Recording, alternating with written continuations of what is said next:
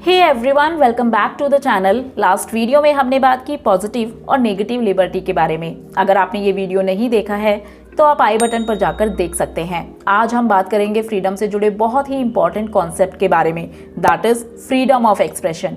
तो चलिए शुरू करते हैं।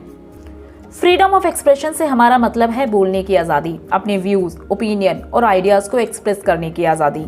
माना जाता है कि इंडिविजुअल की ये freedom minimum area of non interference से बिलोंग करती है, मीन्स जिसमें एक्सटर्नल अथॉरिटी का कम से कम इंटरफेरेंस हो। पर क्यों? इसे जानने से पहले हम कुछ एग्जाम्पल्स लेते हैं।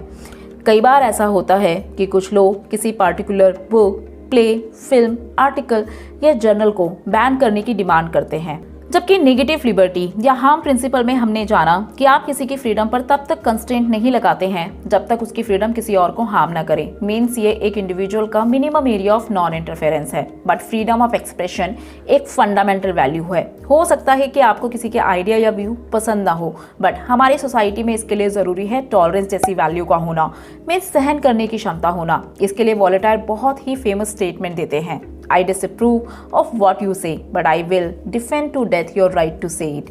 Means तुम जो कहते हो मैं उसका सपोर्ट नहीं करता हूँ, बट मैं मरते दम तक तुम्हारे बोलने के अधिकार को डिफेंड करूंगा। इसके कुछ और एग्जाम्पल्स भी लेते हैं। कुछ साल पहले दीपा मेहता, जो कि एक फिल्म मेकर है, वो काशी में विडोज के ऊपर एक फिल्म बनाना चाहती थी, जो फिल्म के थ्रू उनकी बुरी कंडीशंस को शो करना चाहती थी। बट इसके अगेंस्ट में कुछ पॉलिटिकल लोगों द्वारा स्ट्रॉन्ग प्रोटेस्ट किया गया। प्रोटेस्टर्स का कहना था कि इस फिल्म के जरिए इंडिया को बुरी तरह से प्रोजेक्ट किया जाएगा, जिससे काशी की काफ़ी बदनामी होगी। इसी तरह से ओब्रे मैनन की रामायण रीटोल्ड, सलमान रश्दी की the Satanic versus, the last temptation of Christ नाम की एक और फिल्म और मी नाथुराम बोलते नाम का एक नाटक को पूरी तरह से प्रोटेस्ट के बाद बैन कर दिया गया। प्रेजेंट में भी इसके कई एग्जाम्पल्स हैं।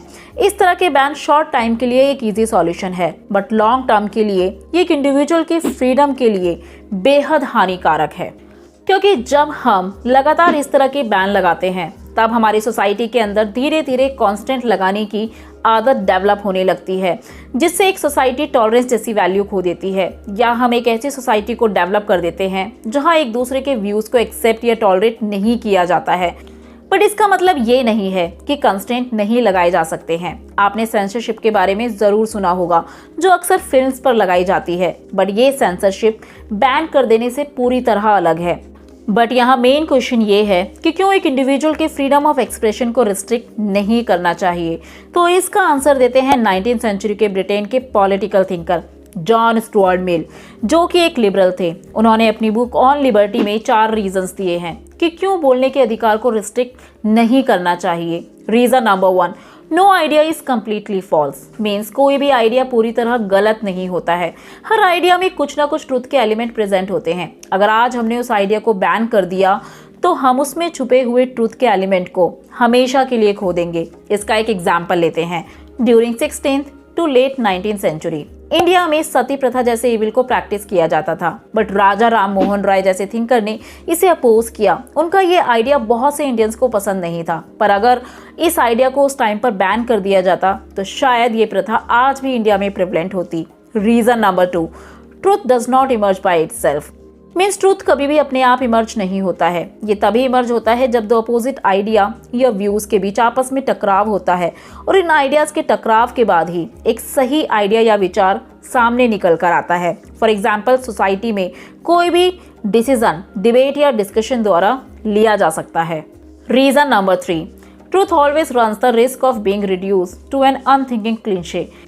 मीन्स मैंने जो कहा सिर्फ उसमें ही सच्चाई है। ऐसा तब तक ही पॉसिबल है जब तक हमारे सामने कोई अपोजिट व्यू नहीं आता है। मीन्स जब तक हम डिबेट और डिस्कशंस नहीं करते हैं तब तक हमें एक ट्रस्टवर्दी आइडिया नहीं मिलता है।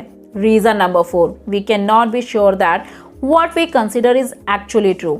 मीन्स हम कभी भी अपने व्यूज़ को लेकर श्योर नहीं हो सकते हैं कि जो मैंने कहा है वही सच है, क्योंकि कई बार जिन आइडियाज को किसी टाइम पर पूरे सोसाइटी में गलत समझा गया और दबा दिया गया, बाद में इन आइडियाज में सच्चाई पाई गई। फॉर एग्जाम्पल, आज हम पॉलिटिकल थ्योरी में जितने भी आइडियाज को पढ़ते हैं, जैसे फ्रीडम, इक्वालिटी, फ्रेटर्निटी, ये आइडियाज समय के साथ इवॉल्व हुए हैं। आज most of the countries democratic है, जहाँ डिफरेंट आइडियाज पर डिबेट और डिस्कशंस होते हैं। बट क्या एंशिएंट और मेडिवल टाइम में ऐसा पॉसिबल था? तब इन आइडियाज को अपोज किया जाता था। तो ये थे जॉन स्टुअर्ट मिल के द्वारा दिए गए वो 4 रीजंस, जिसमें वो कहते हैं कि क्यों एक इंडिविजुअल के फ्रीडम ऑफ एक्सप्रेशन जैसे राइट को रिस्ट्रिक्ट नहीं करना चाहिए।